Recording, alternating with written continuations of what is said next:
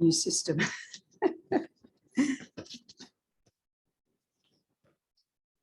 Okay, so where is on? Is on? Yes. Yeah. We'll start with offering a mandala, page 15. Thinking of offering everything most gorgeous in the universe to all the Buddhas and Bodhisattvas, all our precious gurus, the lineage lamas, and so forth.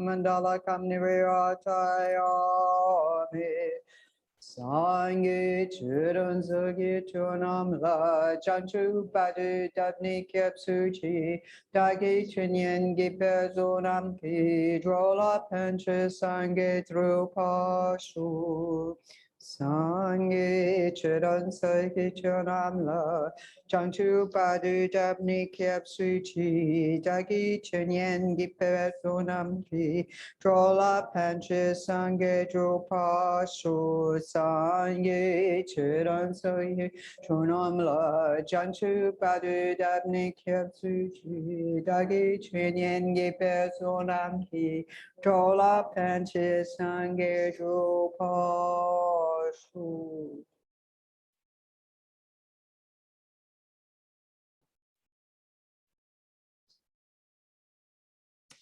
Okay, so good morning.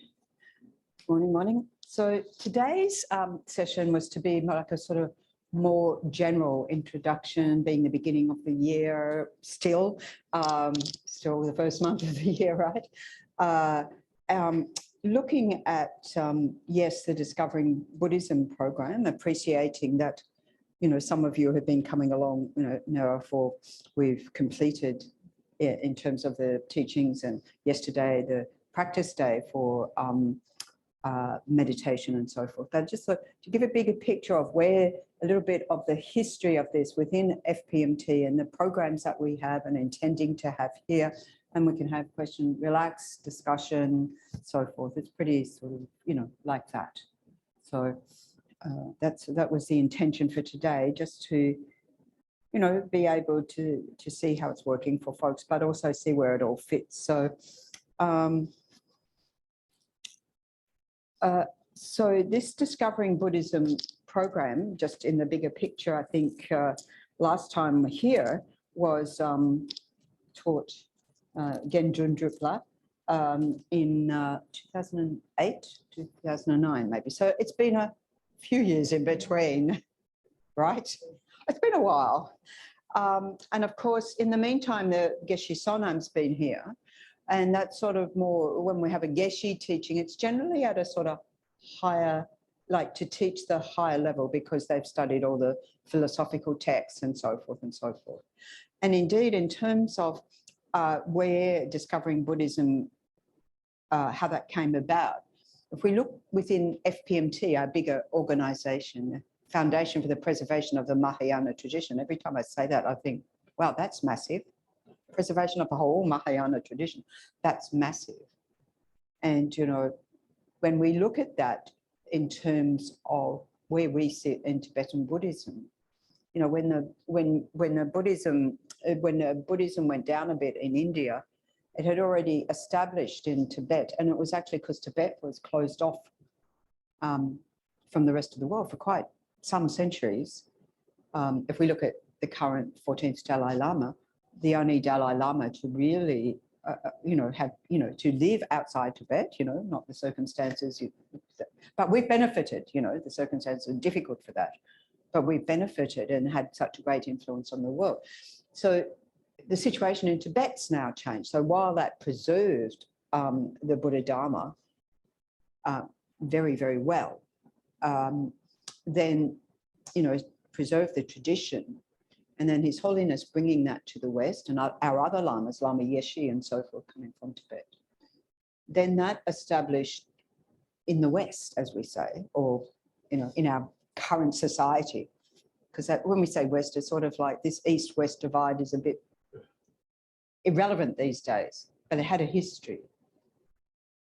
And so Lama Yeshe, you know, the founder of this organization, gave the name Foundation for the Preservation of the Mahayana Tradition. And you realize he gave us a big job to do, all of us. Because he said that we need to get organized.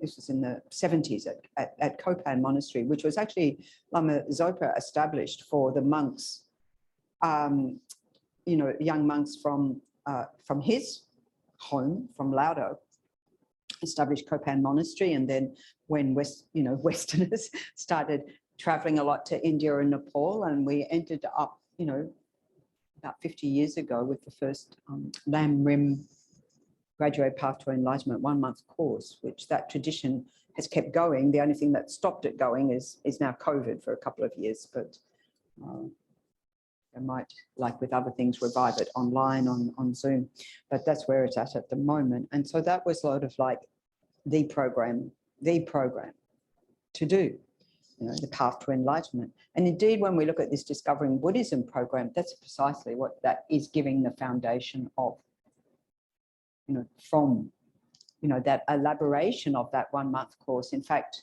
one of the texts that is used consistently throughout the course, Wish Fulfilling Golden Sun, is, you know, Nick Rebush, who's the director of Lama Yeshe Wisdom Archives, preserving all the teachings of Lama Yeshe, Lama Zopa Rinpoche, other lamas as well, but primarily those two.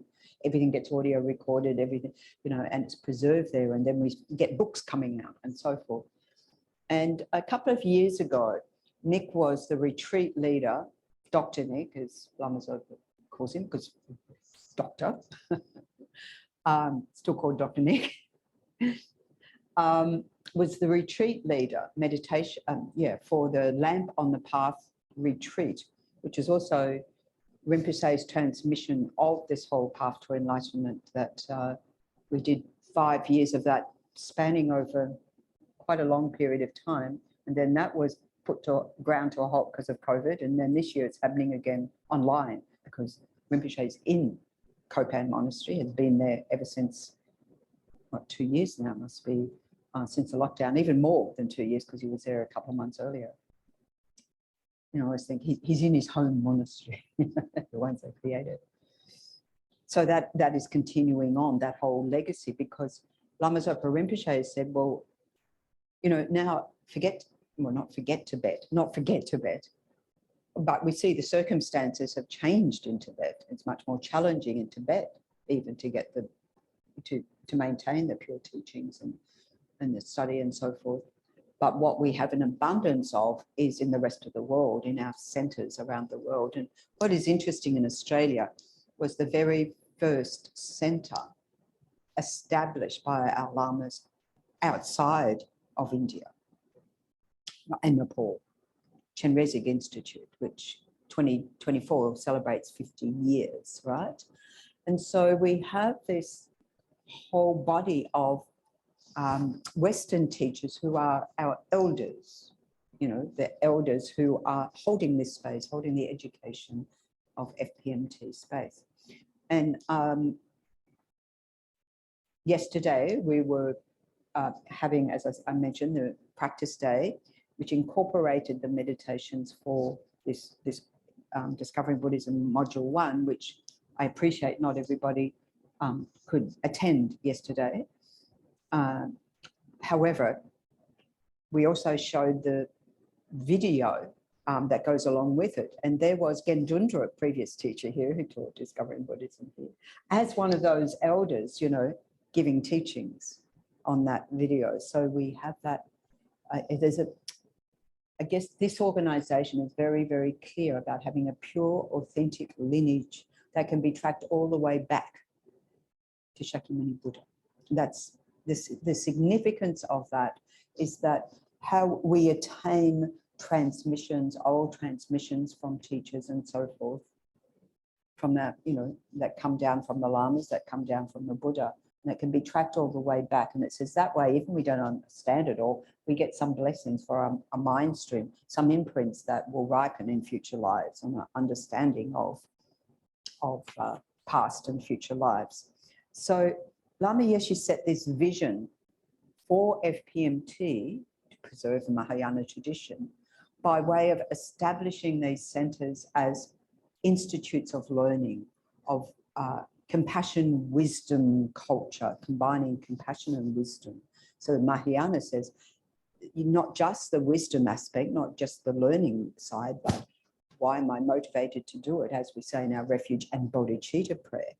Because so I can gain the realizations, because the world needs us desperately. I mean, for the benefit of all beings, but in the meantime, whatever we can do. So that's the, combining the compassion. So in 2006, I had the opportunity, well, took myself actually, to New Zealand. They had, FPMT was offering this seminar. It wasn't then called that, but it's now called the Foundation Services Seminar. And what it was 8 days. The director of FPMT Education came. We were at Mahamudra Centre in New Zealand, and it was like an 8-day retreat, but looking at, where we sit in the bigger picture of all this education of FPMT and what's offered and all the centres and what you can do where and so forth, all the different levels.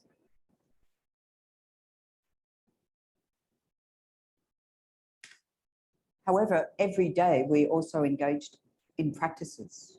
We did pujas every day. We did prostrations every day, long prostrations, one of the purification practices and so forth, which is indeed part of the Discovering Buddhism course. We did, all of that, made offerings every day on the altar. So we topped and tailed the day with prayers and practice, setting our motivation, dedicating everything. And then we went through an understanding of bigger vision of FPMT and the education programs and much, much more, like how the centres function, should function, stuff like that. But I just wanted from that to pick out the key elements that Lama Yeshe and then subsequently Lama Zopa Rinpoche, our spiritual director, focus on for this compassion, wisdom, culture. So one is having a openness and breadth in presenting the Dharma. Using Lama Yeshe was not a traditional Lama, but actually, if you look at it, you go, which one was a traditional Lama? Because they all had their own non-conventionalities. So certain style of teaching using, very pure methods, but, also being a bit out there. He was known to go to the beach. He was known to go to the disco, trying to get an understanding of our, I was going to say crazy, but our Western minds. And it seems to have worked because he reincarnated as a Spanish boy, now young man, in his 30s, who's become a dad and experiencing all of that, of what it is to live in the modern society and benefit us, not in the conventional way by staying in the monastery, but engaging with people out there in the world, because the world's become much more secular. So Lama Yeshe foresaw this and actually also gave advice for developing more secular programs, such as we have the Foundation for Developing Compassion Wisdom. It's a big mouthful, right? They're all big mouthfuls. Foundation for Developing Compassion Wisdom. It is what it says, but the 16 guidelines is one of that. And it's actually got a historical context of the Dzongchen Gampo, in Tibet, when they were, sort of introducing the Dharma as a foundation in Tibet for actually for the constitution, believe it or not, for everything, and having the language of the Dharma become the language of Tibet. So when it was established in Tibet, so it was based on what's called the 16 Dharmas. So this was the basis of the 16 guidelines. And Lama Yeshe said back there in the early 80s, get rid of the R word, religion, just sort of make it, he actually called it universal education. Because there's another organization called Universal Education. It's got, it's called Essential Education, Universal Education, all these things. Now it's called Foundation for Developing Compassion and Wisdom. There are many other programs coming up in that. One's for teenagers, young kids, art of fulfillment and so forth, to fulfill that vaster vision in the world. So huge. Again, I was going to one of the Lamp on the Path retreats and I was thinking about the 16 guidelines and going, oh, that's massive. That's transformed the whole of the world, all of society. It's a big call, right? Anyway, so this openness and breadth, different teaching styles, different teachers, as His Holiness says, have many teachings, many times, many teachers. We connect with some, we don't connect with others at different times. We connect differently. We connect differently with different teachings at different times, hearing it over and over and over again, which is not our Western system. You do it once, you do the exam, you go out of the exam, you get, full marks and you've forgotten it all by the time you walk out the door. Oh, well, was that just me? But it got you a job. But this is different. This is getting it on an understanding of the continuity of consciousness, lifetime to lifetime, that on that very continuity, we want to have the imprints of the teachings, even the bits we don't understand, right? So that either at some future point in this lifetime or a future lifetime, it'll, what do we say? The penny will drop. It'll click into place. Go, oh, that was that thing that I've been hearing for 20 years. If you stick around long enough, that happens quite often. Well, maybe not quite often, but it happens. Okay, so, but also giving detailed and in-depth instruction. Now, originally, FPMT, like all the other Buddhist centres that popped up in Australia and elsewhere, it was just whichever Lama was in town, whatever level they were teaching, you just went along and you didn't know where it all fitted in. So if my memory is correct, it all started, or at least, no, my memory of where it all started was, anyway, in particular, a key thing was in 1998 was the first master's program within our organisation offered by Institute Lama Tsongkhapa.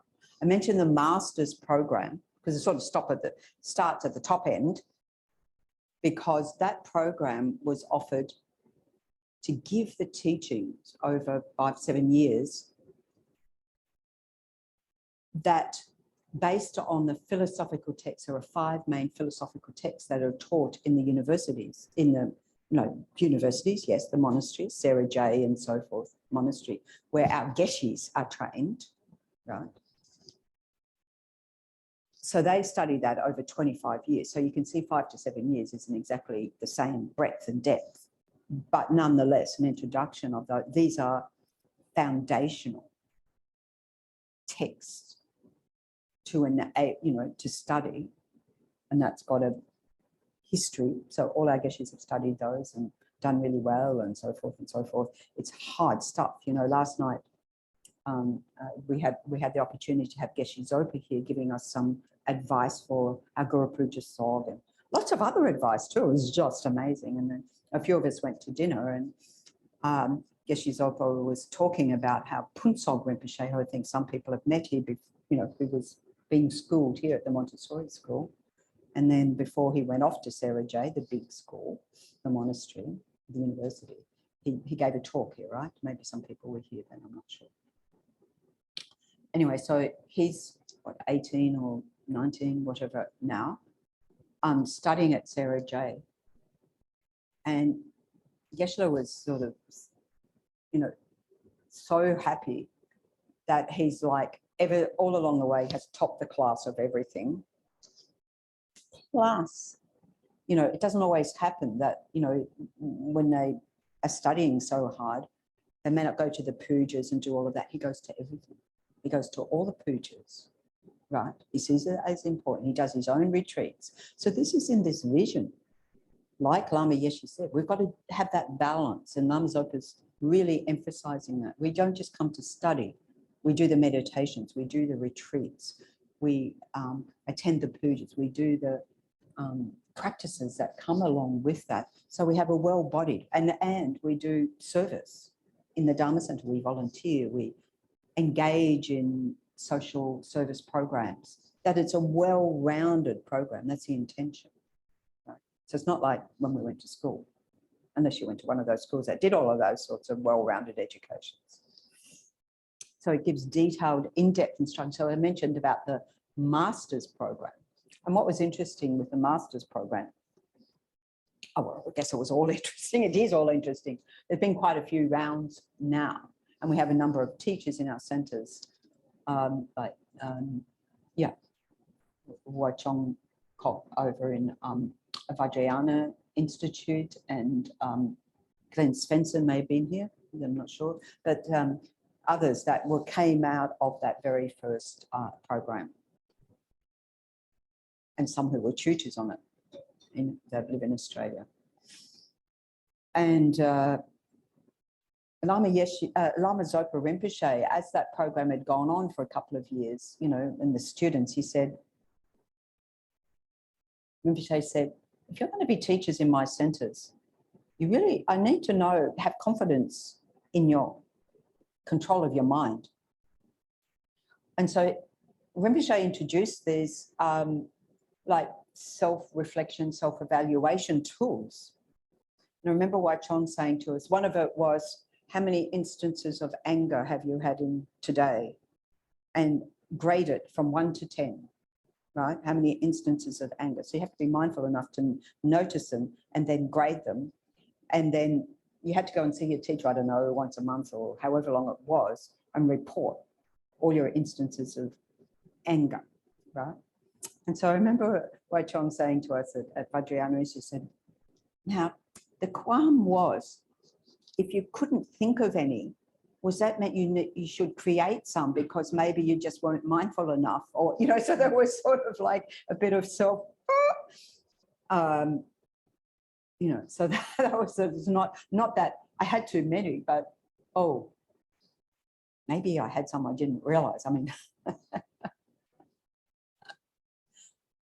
but really the emphasis of that was a self-reflection tool. So when I did this foundation services training, we had a tool, and then I, you know, sort of subsequently got very involved in that Lama Zopa more elaborately had developed for all of us offering service in centres.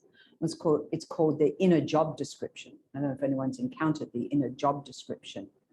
We have the job description when you apply for your job, but this is the internal work, right? And so that incorporated things like that, noticing your instances of anger, the karma of speech. Is your speech being beneficial, kind, harmonious, and so forth? Not just people teaching, but also people welcoming people into the centre and so forth. So many different aspects. Am I embodying a bodhisattva attitude? And there were always two columns.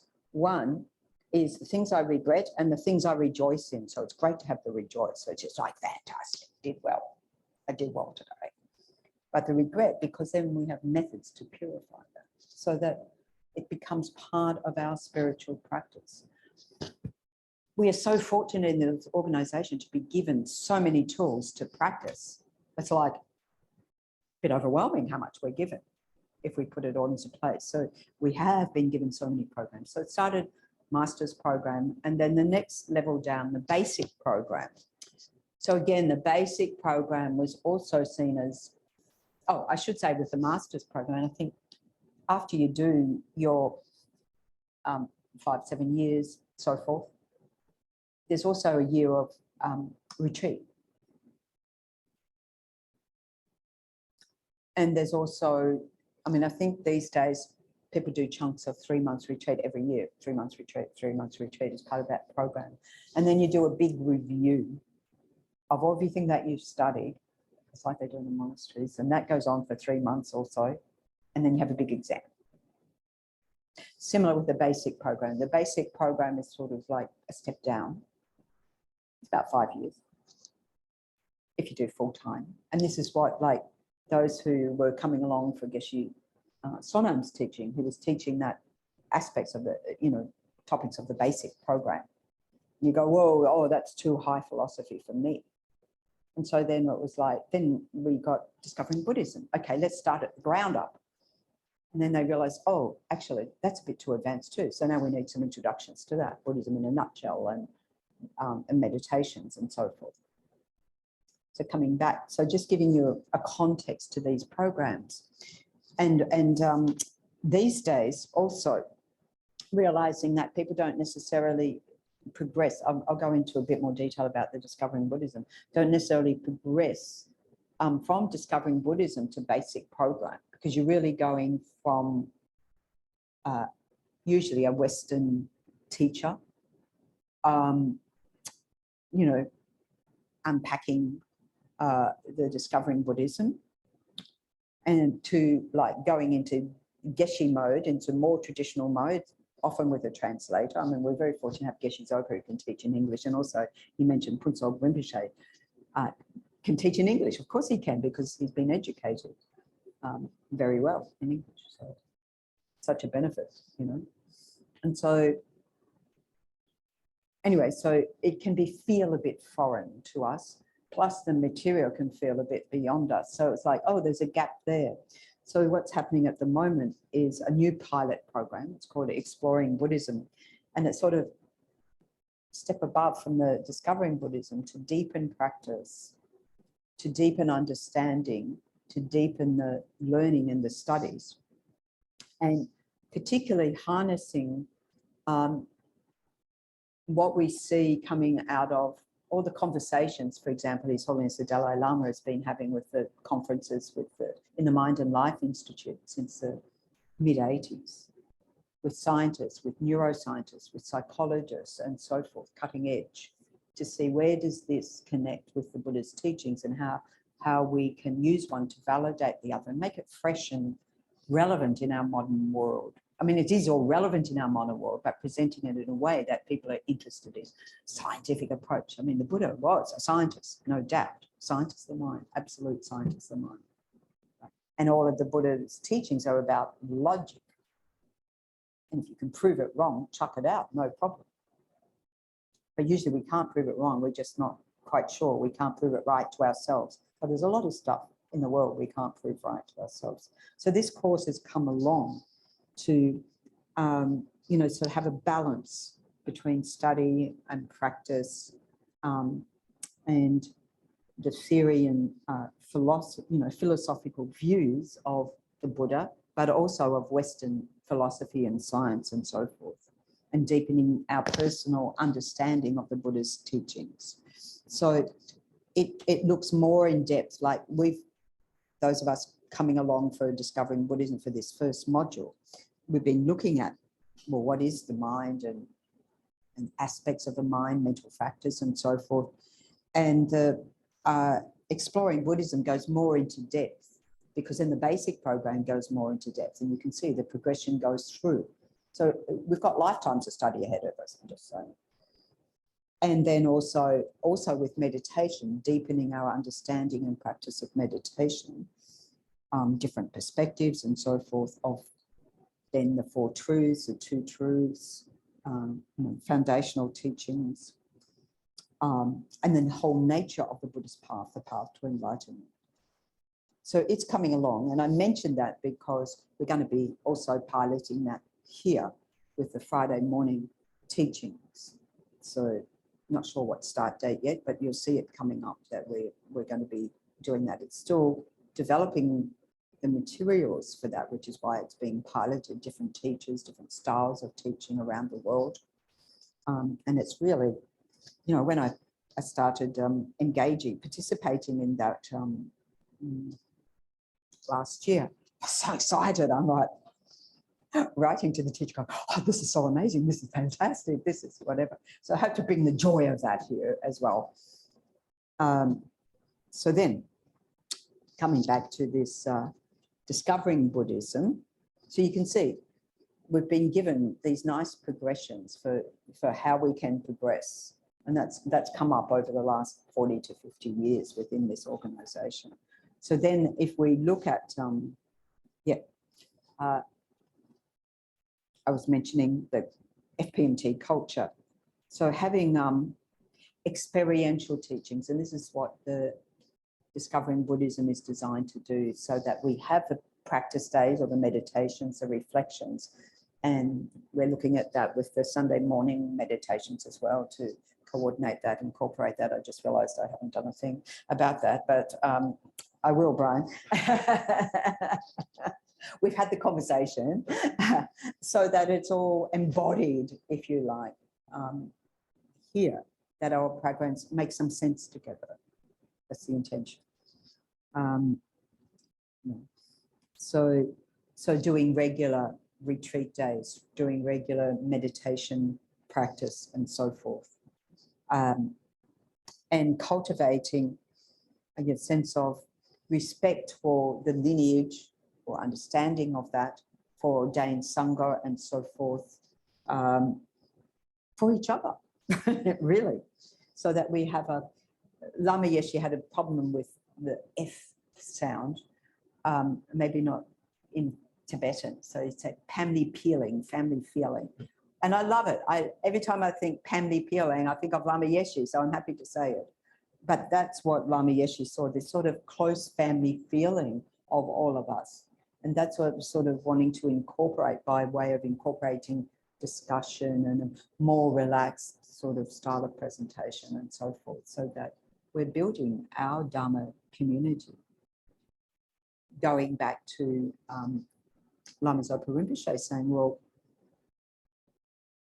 the Tibetan holy realized beings are, died. Well, many have died. Just in my life, you think of some of the Lamas, Chodron Rinpoche, His Eminence Chodron Rinpoche, who was here and so forth. They've passed, right? And yes, there are reincarnations coming through, but as Lama Zopa Rinpoche says, it you can't sort of rely on that historical Tibetan tradition. We Westerners in the world have to study, discuss, reflect, immerse our minds in it, meditate on that, do retreats, gain the realizations. Otherwise, the Dharma will disappear in the world, because the situations in Tibet has changed. The situation in India has changed. And here we are in our context of modern society, that it is now up to the rest of the world. It's up to us. And this is what, to say the Dharma will disappear in the world, you sort of freak out and go, what? I won't get any more teachings. So a sense of responsibility for the care of that, for the care of this center, the care of the progress, the care of each other, support each other. That's the idea. And service, I mentioned. And generating a good heart, universal love for all beings. Not just the Buddhists, not just the humans, not just, all beings, all beings. So it's a really vast, so we use, one of the things that over the years I've grown to appreciate is just what care Lama Zopa Rinpoche puts into all our prayers and practices, all our courses. He's right in there. Rinpoche's right in there going, I think that translation is not a good one. Not a good one, but I think this is a better translation. So it's always reflecting what's going to be better for our minds. And so maybe if people have been familiar with, for example, the practice of the prostrations to the 35 Buddhas, if you're not, that's okay. But I know when I first determined to learn that off by heart in English, and then the translation changed, and then the translation changed, and then the translation changed, and the Heart Sutra as well. And you just have to say impermanence at work, But even all those translations, I can compare them, and you can do it as a student and go, well, there's a bit of a richness from seeing the different ways that's being translated, that it elaborates our understanding. But meantime, this is how we're saying it now. Just like with the Heart Sutra, it changes, you know. I go to a different center and I go, that's not our current translation, folks. And many other things. And it helps the mind be flexible to just go with the change. This was the first teaching of the Buddha, everything's subject to change, impermanence. It keeps it fresh for us, keeps a different perspective, and that's really delightful. And then in the actual programs, like here with Discovering Buddhism, okay, so I will focus more on it now. So it's designed as a 2-year program that progresses on the basis of this foundation of some understanding of mind from this first module, and then how to meditate, next one. And then unpacking this whole graduated path to enlightenment, first level of presentation, you know, getting our mind around that. And then we deepen that, we deepen that, we deepen that as we progress through on our study journey, on our practice journey, and so forth and so forth. So that's the intention of this program. So there are 13 face-to-face modules, we say, or teaching modules that, like, we've just completed one here, give some taste of that. But alongside that comes the practice days, comes readings to broaden our horizons. And even beyond those readings, you know, just looking this morning, because we have within FPMT organization, there's someone who coordinates that. And just the last few and they're always giving more links for more things, because things have changed since the 70s. There's a lot more commentaries out there. There's a lot more authentic commentaries and reliable commentaries to add into that, more and more and more that we can read. You go, whoa, whoa, whoa, I don't have time for that. And videos and so forth. And whether you have time or don't have time, it's all there, available. It's very, very rich. When I think of our elders who didn't have all those texts, they had to create those texts, actually. They had to add, you know, the translations that have come along, even of sutras, even I can think in the last 20 years, phenomenal, that weren't available before. So we're very, very fortunate to have such reliable sources and so forth. So yeah, we have these 13 modules, each one with the retreat days. It's part of what Lama Zopa Rinpoche has prescribed. Meditation, reflection, discussion important, discussion group important. And then there are assessments for each module.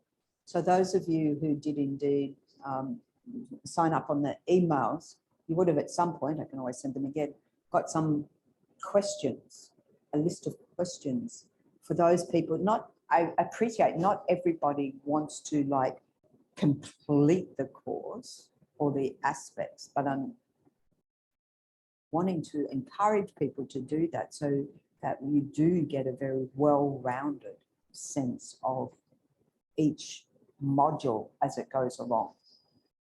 And then questions, which, you know, from FPMT side says public exam, and it sounds very heavy, which can be, it can be either an interview with the teacher, it can be a group exam. I know we're doing basic program at Chenrezig Institute, Tuesday mornings, so it's sort of gone by the wayside. It was like this. Tuesday mornings was, no, Monday morning. No, Monday was your study day. So that Tuesday morning, first up, you had your exam from the week before. When we say exam, so like a quiz, but we all got review questions beforehand. We knew what was coming up, and it was sort of like the questions will come from this. So on Monday afternoons, we get together and have our little study group, and what do you answer to that one? What do you answer to that one? Buddy up and so forth. Same at Vajrayana Institute when we were doing like that there. So being able to, but these days, how it's presented a lot, and certainly in my experience, having, you know, been involved in the delivery of Discovering Buddhism maybe since 2005, so in some ways, has been by either sort of personal reflection of answering one or more of those questions and so forth, plus the discussion time that we might have together in class. So just trying to give you a picture of how it all unfolds. And then on top of these 13 teaching modules that covers the whole path to enlightenment from the very beginning all the way up to the last module being an introduction, at least, to Tantra, because you can only get so much teaching without having a tantric empowerment, and that's not part of the Discovering Buddhism course. That comes along later. But at least to have some foundational of understanding how the whole Mahayana Vajrayana path to enlightenment, how it all sort of fits together, right? So that's the deal with this. So a beauty of this program, many beauties of this program, but one of them is that although it is optimal to do it step by step, one module, the next one, the next one, the next one, the next one, the next one, anyone can dip in and out at any time. And also nowadays, all modules are also offered online. Like the next module coming up, how to meditate, is offered freely online. So some people do it as a like, yes, want to come to the center for all of the reasons, you know, to have my Dharma buddies have discussion and so forth face to face. Those of us who have the opportunity to do that, given that in these COVID times, there's a lot of places all around the world, including in Australia, who haven't had this opportunity to come face to face. We have. But also to supplement that with the online as well. And those people who are completely isolated from not going to a center, they can do it online still and still do it. So it's so wonderful that this has grown up over the last 20 odd years, you know. Yeah, fantastic. So yeah, you can, you know, even we could offer them here at the center in a different order. That's possible too. You know, the director says, can we do karma next? I'm like, oh, that's number 6. We're only up to number 2. At least do how to meditate. So, you know, of course, karma comes in all the time. How can you avoid that topic? It relates to every single one that comes along. But, you know, yeah, I understand why he's coming from that, because it's, you know. So, and then the module 14, the final one, is one that's based on personal practice. And I always like to encourage people to start anyway from as soon as possible, if you haven't started already. Of course, you have to be familiarized with the practices. So there are, and it, when we hear what is involved with that, we think, oh, that's a lot to do. I mean, it's one thing to turn up on Sunday mornings. It's another thing to do, for example, I mentioned these prostrations, and I appreciate that probably people don't even, apart from seeing us do it at the beginning of class, aren't familiar with the practice. And that's okay, because it comes along in the course. But as soon as we are, because at the end of the day, for Discovering Buddhism, it's 100,000 of those, if you want to complete the course. And this is not to overwhelm people, but it's a practice of purification, which probably right now we may not think of the benefits of that until we get some more teachings. That's okay. I'm just telling you everything that comes along. Is this doing 100,000 of those? Traditionally, it's one of what's called preliminary practices, or nyondro. So in the sort of tradition of people doing long-term retreat, particularly tantric deity retreats, they'd spend the first year, that's why they're called preliminary practices, or nyondro, doing these purification practices to remove the obstacles for their main practice, right? So 100,000 prostrations. Indeed, in these courses, we draw heavily on Lama Tsongkhapa, where we're within the Lama Tsongkhapa tradition, Gelugpa tradition, who himself, great scholar, did all the studies, did all of this and that, but also did 100,000 prostration to each of the 35 Buddhas. Okay, way to go, set a high standard, you know. So then I think, oh, a mere 100,000. Oh, that's doable. So as I said, it would be traditionally you do a year of that. And if you were doing, not a year of the prostration, but if you were doing like that, the first 3 months or a 3-month period would be the prostrations. It takes about 3 months if you're doing it as a full-time retreat. Also, Vajrasattva, which is another purification practice, which we do about once a month here on a Saturday afternoon. So some people are familiar with that, some people not. It also comes along in this program. So just letting you know what's coming up. And that's another purification practice using visualization and mantra recitation and so forth. There's a lot going on, meditation, and a few other things on top. And 100,000 of those, which also can be done in a 3-month retreat. Having said that, there's been 2 in Australia. 1974, Lama Yeshe led at Chenrezig Institute, which has a fascinating story. I can tell the story if you like, of how that came about. But the next one we did at Chenrezig Institute in 2019, I think. And then we were going to do it every year. And then, well, now we say, and then COVID. But even before that, we realized putting it on every year was a tall order. And of course, people don't have 3 months in their lives. Even one of the women who wanted to do it, because she'd gone to Kopan and done that 1 month course with Lama Zopa Rinpoche and the Vajrasattva. It is a tantric practice, so that received the empowerment for that. And she came back with the intention of doing that even 1 month. She couldn't get the time off work. So it's difficult for people to get that time. It used to be offered in Tashida in India, which is why we thought if we've got one in Australia, we can take care of this region of the world.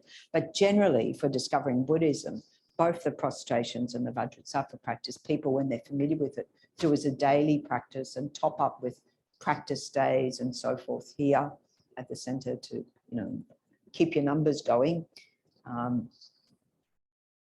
So that's one other practice for completion of this, on top of all the other bits you've done. Plus a 2-month Lam Rim retreat, a retreat on the path to enlightenment. And so it's a bit awkward for us here because we're not really a residential setting.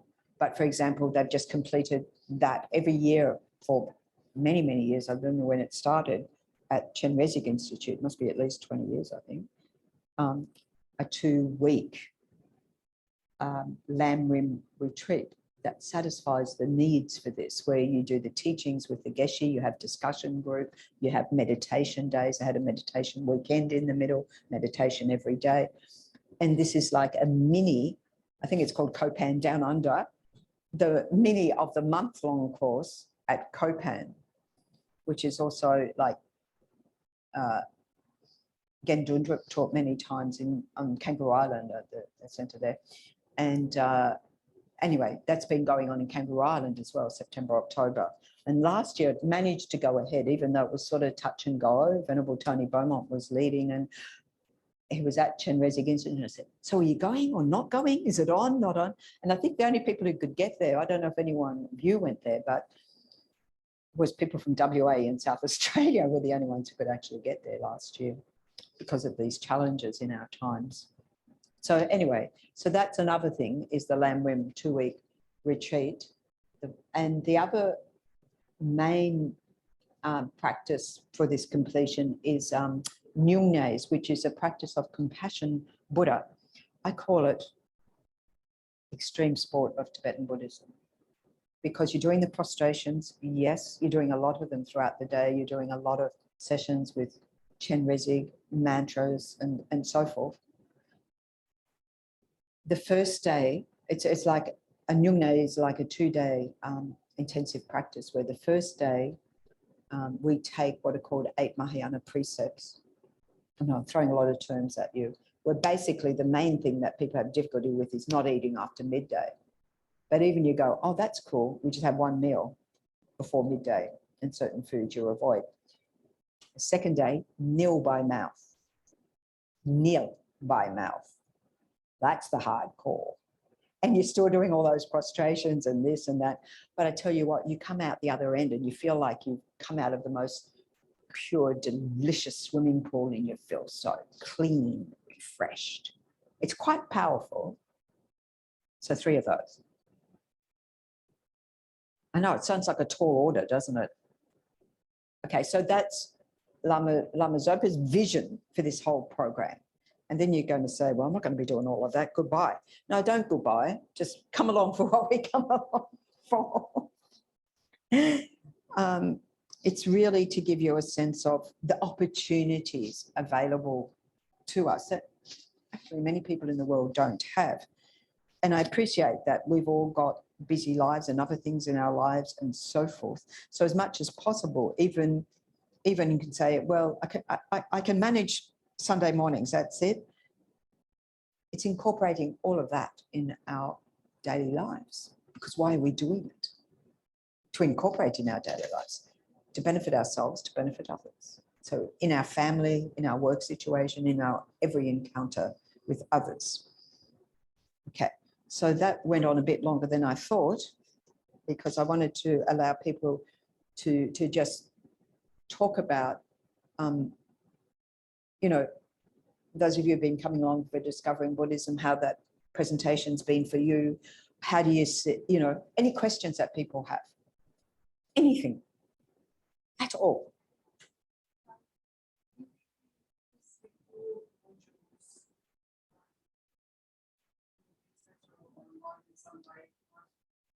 Yes. So I think the easiest way is going to be to actually send out to those people we have emails for, to everybody. So make sure you got the email. That send out those emails and send out this whole outline. Yes.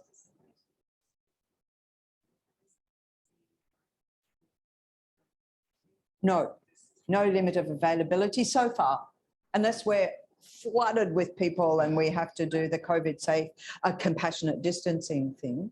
But even then, there's availability. We're talking about making this now, it's not yet, available online simultaneously. So we're having those discussions. I believe they're having them today, the committee. So to make it easier for folks, and whether we have a dedicated page or not, I'm not sure. It is all there. We can certainly do the links on fpmt.org. If you go under education programs and you click on Discovering Buddhism, all that information is there. All of this is outlined there. So we can definitely give the links. I'm not the website person, so I don't want to say it's going to go on the website as you know, there. And it's a lot to put in the newsletter, but it could have the link in the newsletter to all that information. Yes.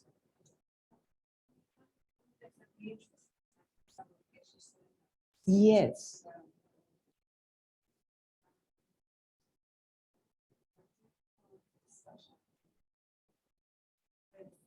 Yes.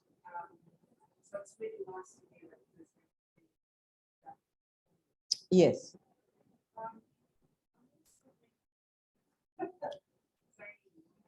About exactly what.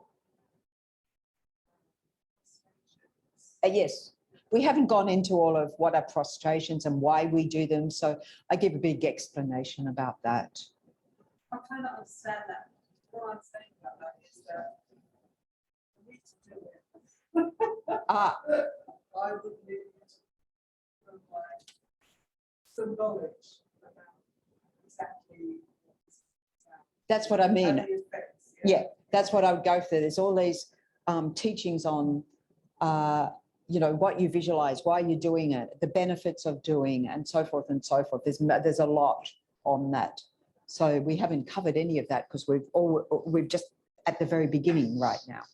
But yes, that's what I was saying, when we have familiarity with it, because it's a bit awkward to just do it because everyone's doing it and you don't know what everyone's doing and you don't know what you're doing and you don't know why you're doing it. And it's just like, what's the point of that? So of course, unpacking all of that, I think someone, just maybe even my first day here, someone said, oh, you should be telling people all about frustrations. And yes, I will, but not day one. There's a time, you know. Yes, please.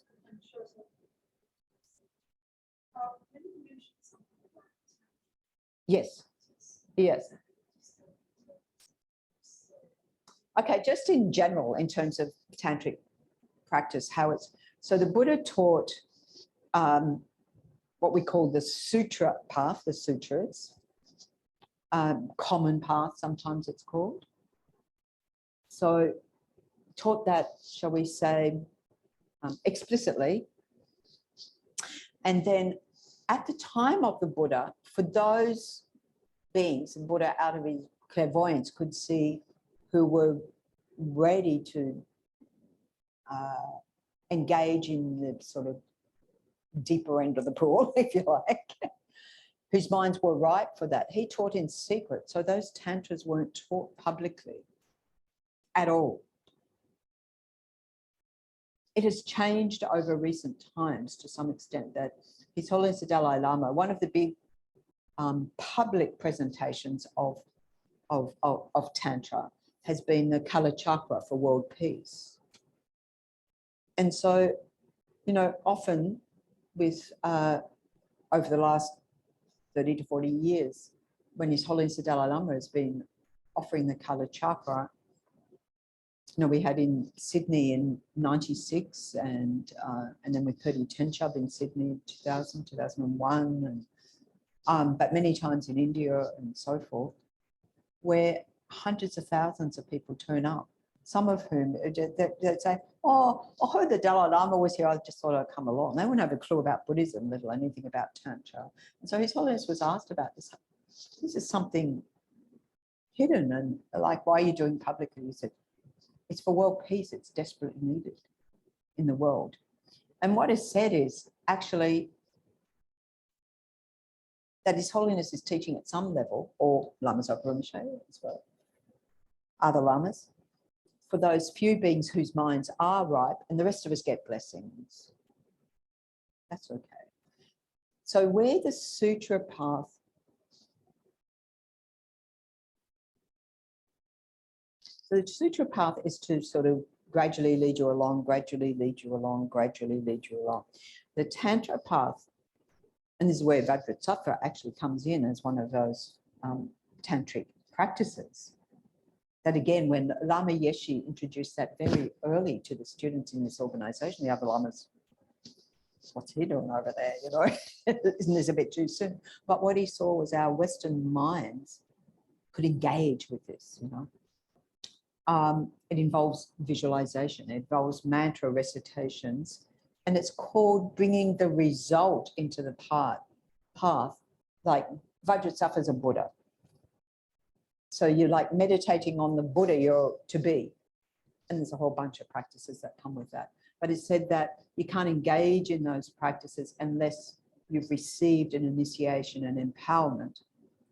And certainly at this time in Australia, that's not going to come anytime soon, because it has to be a Lama who is able to give that, is willing to give that, and so forth. So having said that, His Holiness the Dalai Lama a few times over the last year or so has given like Chenrezig blessings. There are two levels. Like one is the Jenang, which is like a blessing for the mind. He's given that many times online. Whereas normally and traditionally it was said you have to be in the same room. In the same room, not even the next room, same room. Right?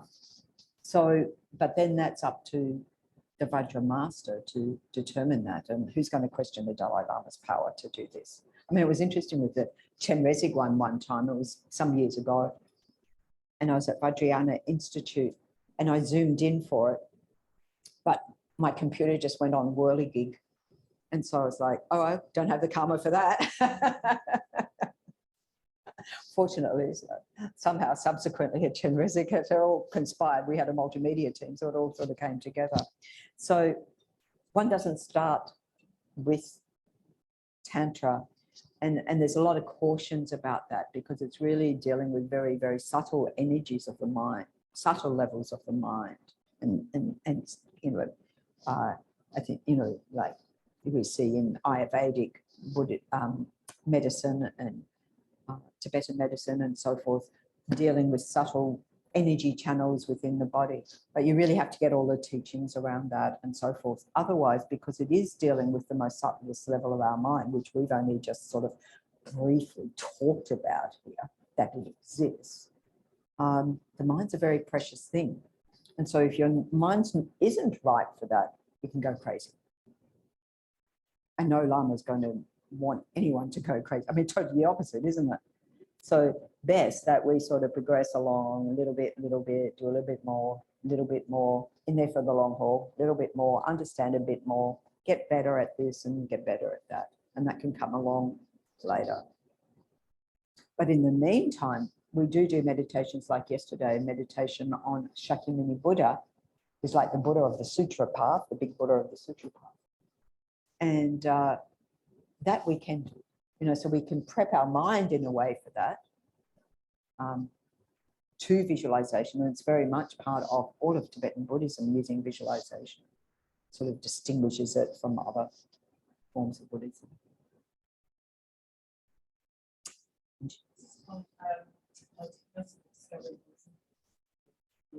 Yes. And one thing I really liked about it was live reading.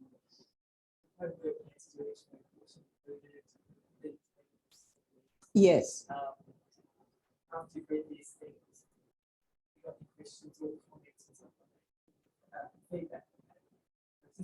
So, yeah. About the formality of the course. You get that feedback, and see, I've been looking at those, like generally the way that I learned to teach it and have been teaching it was not to have that homework every week, but I quite like it. And it is actually in some of the advices that's given for us teachers. We've given a lot of advice how to present this.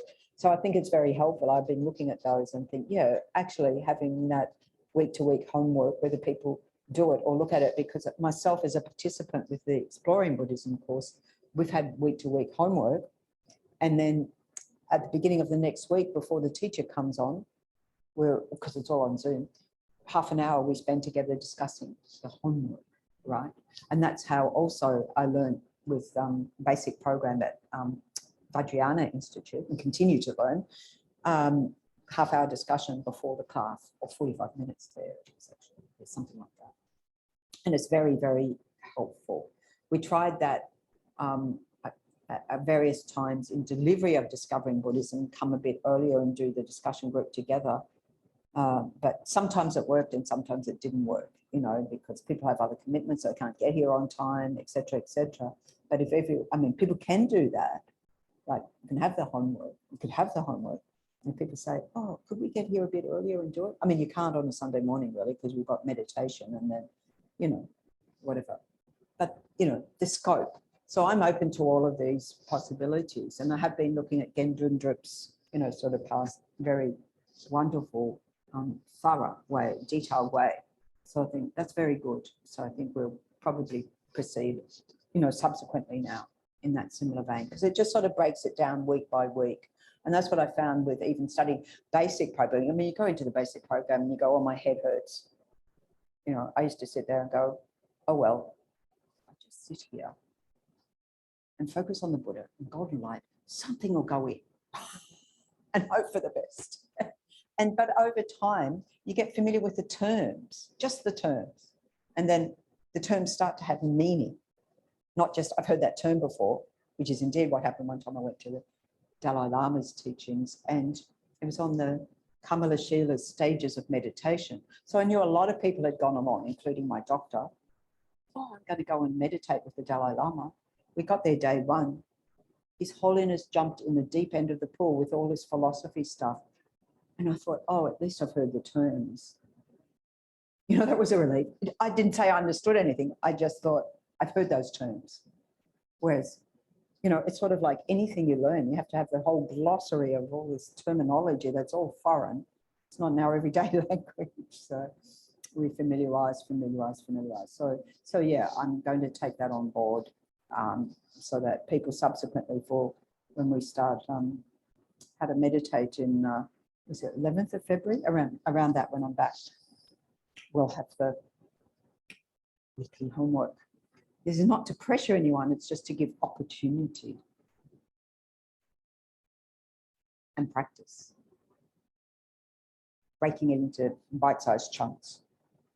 And then we can have some little, and that can feed into discussion. As you said, it's really valuable having the discussion. Actually, it's the, you know, in some ways the most valuable part. You have to know what you're discussing, of course.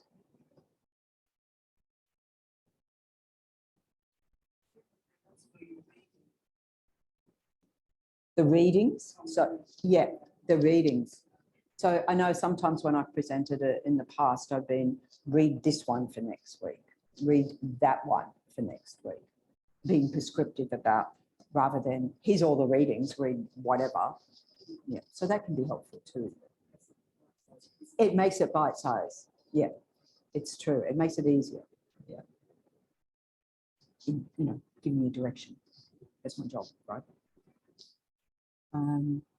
Yeah, so this is really valuable. Thank you. Brian. Mine's a general question. Yes, please. And I have to skip over the background in that. But I grew up in Catholic Church. That's where a lot of the religious education came in the days of the Latin monks and so forth. And then I remember the Latin Mass. I quite like the Latin Mass. I got a bit upset when they stopped having it in Latin. Now I wouldn't understand a word of it. But it made it extremely difficult as a child, yeah, to understand yes, what was going on with yes, all the strange yes, language we used. yeah, I had to learn by rote yes, a lot of the time.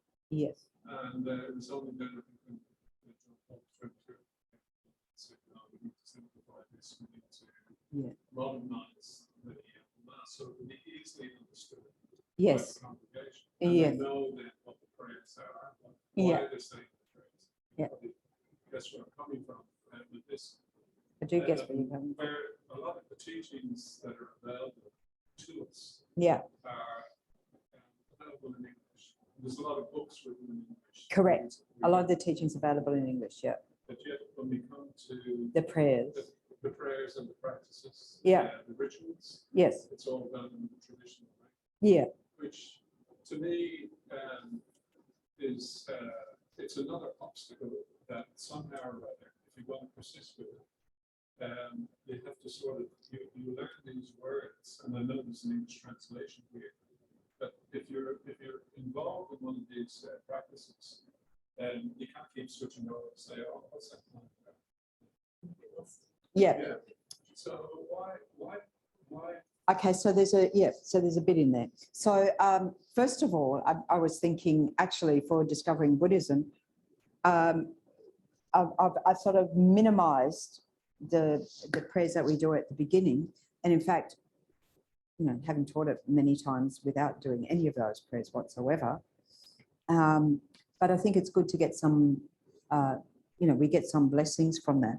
But indeed, going forward, I'm quite happy to do all of those in English for the classes. Yeah. So you're probably talking to when we do practices, to practice days or pujas or so forth. So, which is quite interesting. Like, you know, yesterday evening, we were so fortunate to have Geshe Zopa giving us some pointers, insight, a lot of insight, pointers for the ritual aspects of offering sog, because it's yet another one of those things. People go, what the hell are we doing? Why are we doing this? And what's, you know, what's going on? So it was so wonderful. And yes, we were doing in Tibetan, right? So it's very interesting because often in centres where there's maybe not somebody who knows how to do it in Tibetan, not the older students and so forth, it'll all be done in English. It can be all done in English. Geshe Sultan, teacher at Chenrezig Institute, just happened to mention, or it wasn't just happened, but he mentioned that in a teaching, actually, he mentioned that for beginners, it's actually good to have the Tibetan because it comes along with the tunes, and Geshe Zopa referred to this yesterday, that those tunes come out of the realizations of holy beings.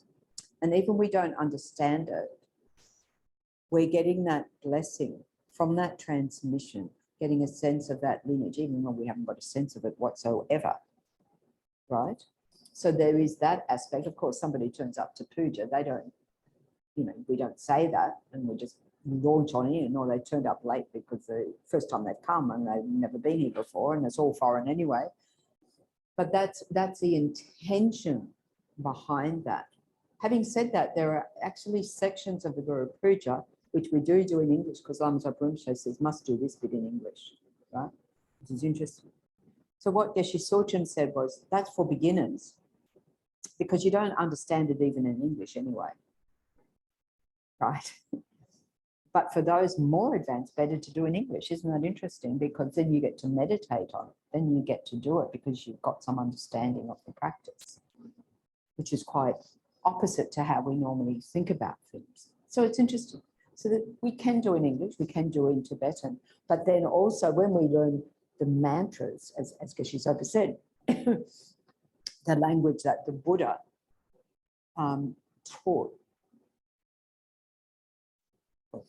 in Pali, but the sort of Sanskrit resonance of mantras and so forth has also a particular energetic significance for the vibrations in our body. And that's why then subsequently we do need teachings. It's all, we can have the blessings, we've had them before, previous lifetimes and so forth, but to get the teachings to start to understand the mechanics and how it all comes together. So that's, particularly for mantra recitation, is very important. So yes, but I totally get what you're saying, Brian, because it's totally everyone's experience. It's all foreign. It's all in a foreign language. I've seen that happen many times where people have turned up, say even for a Medicine Buddha retreat, and or even actually, if I can mention the Vajrasattva retreat, because traditionally, or not traditionally, but often, like in Australia at our centres and so forth, it's offered at the end of the year, detox before the new year type purification practice. And at Chenrezig Institute, I was sort of leading those for many, many years. And the centre was advertising it, refresh and renew. So people thought, cool, I'll go and do this refresh and renew retreat. I think they thought they were going to a spa, but they returned up at Chenrezig Institute. They hadn't have a clue. So it's just like, we've got to advertise it correctly, that this is actually a Buddhist practice, because it's too difficult. People, sometimes even people persisted for 2 days. I thought, how remarkable when you haven't got a clue what's going on before they said, okay, that's it, I'm out of here. But 2 days is amazing, I thought. Yeah, so there is that of, yes, and this is why I guess we have the introductory teachings to introduce stuff to people, right? And as Geshe Zopa said last night, and not everybody, Geshe Zopa was saying, in the monasteries they do the same. They wouldn't have any explanation. He said there were Geshes who'd never had an explanation, and they'd been there 20, 25 years, so forth, so forth. And it's sort of more like, okay, they're in an immersion setting. Everybody's going along, you go along, it's part of what you do. You feel the good vibes, you feel good, whatever, as a little monk or nun. Let it wash over you, whatever, and you're part of that. And it develops some meaning from its own side, but that's not our experience. In Sydney, I was the only Sangha member there, Western Sangha member, only none there for most of the time, about 13 years or whatever, being there. And at times when I go to Geshe Samten and say, oh, can Geshe give advice about this and this? And he says, you just watch. He says, Geshe, I've been watching you for 10 years. Which bit am I watching? I sort of like picked up quite a few things, but that's what they did in the monastery. You just watch, but we're in a different context. So you might get to just watch once a month, you know, it doesn't sort of cut it really.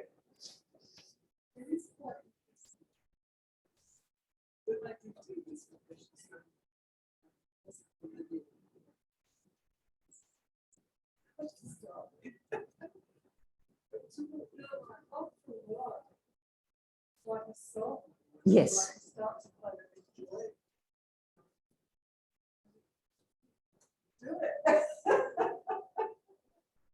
I can understand what you're saying about the Getting the blessings, yeah, the vibrations of it.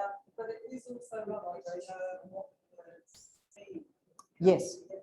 Yeah. You realise, oh, Yeah. So there's a couple of things there, because one of the first things you said, it's like a song, and that's the songs or hymns, sometimes are called them, it actually come out of the realizations of beings. So there is a sense of joy in that, if we let go of our gotta know everything, which is not easy to let go of because that's how we're educated, right? So there is that sense of, there is a vibration, energy within that. For example, I think the first puja I turned up to ever at Tara Vajrayana Institute was a Tara puja. And I came in and it was super duper fast. I loved it. Could I keep up? Probably not, but I loved it.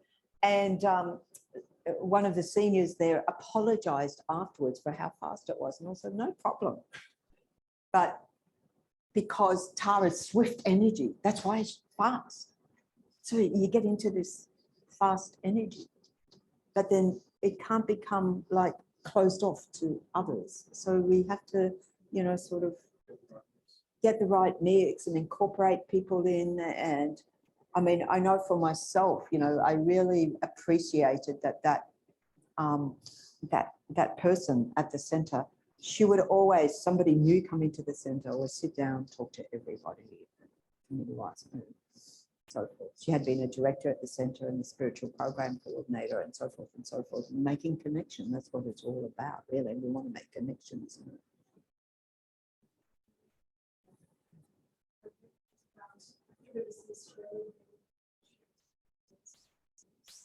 Yes, yes, yeah.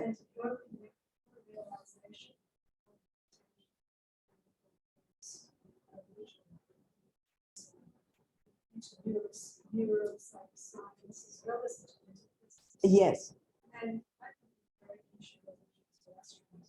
Oh, wow. Yes. Wonderful. Yeah. Of your Zoroastrian prayers. Yes. Yeah. Yeah.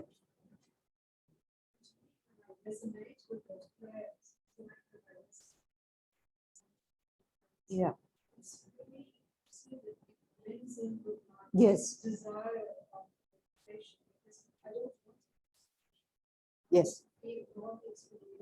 Fantastic. You want the experience of that. Yeah. Yeah. Yeah. And I think this is part of the power of prayer. As you say, it's an immersion thing.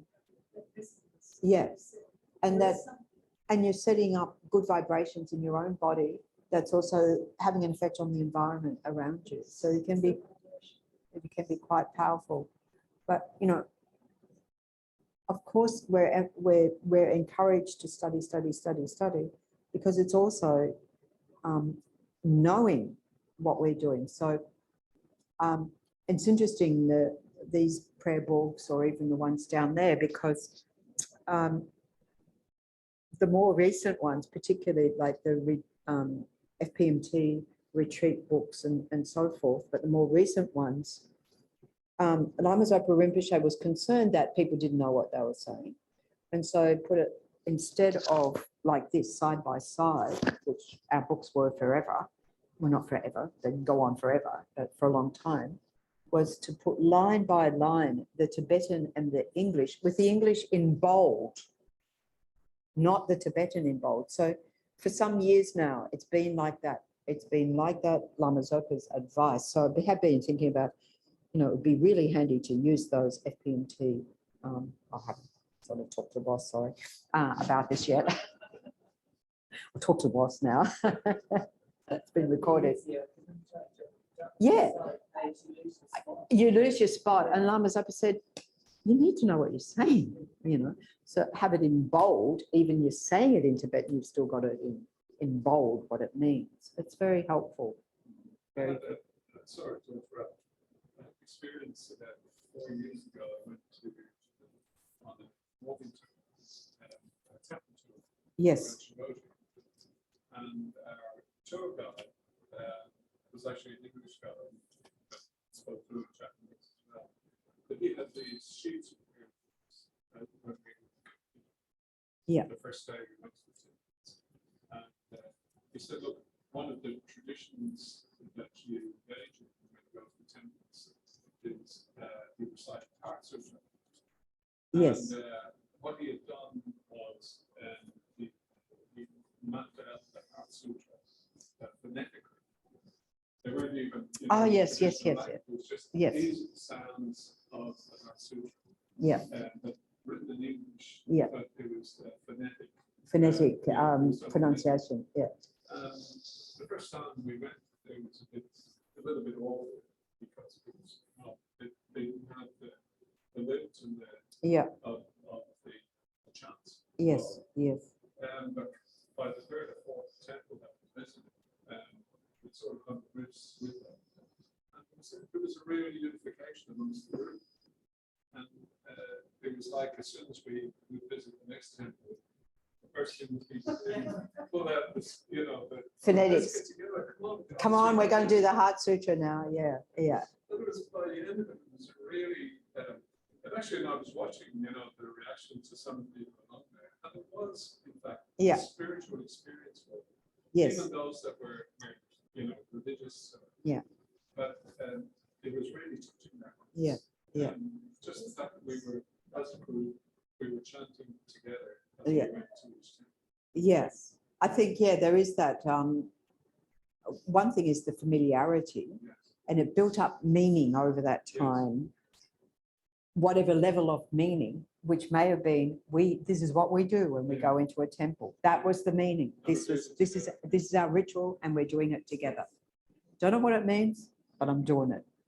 And it feels good. We did it last time, we're doing it again, and we'll do it again. So there is that sense of, as we go along, building up that familiarity and things, and developing appreciation over time like that. So,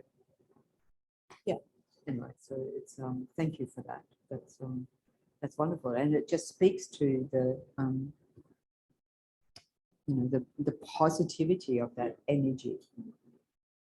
When we think about those people who've had, anyone who's had opportunity to go on pilgrimage and so forth to places where holy beings have meditated over long periods of time, and the air has been transformed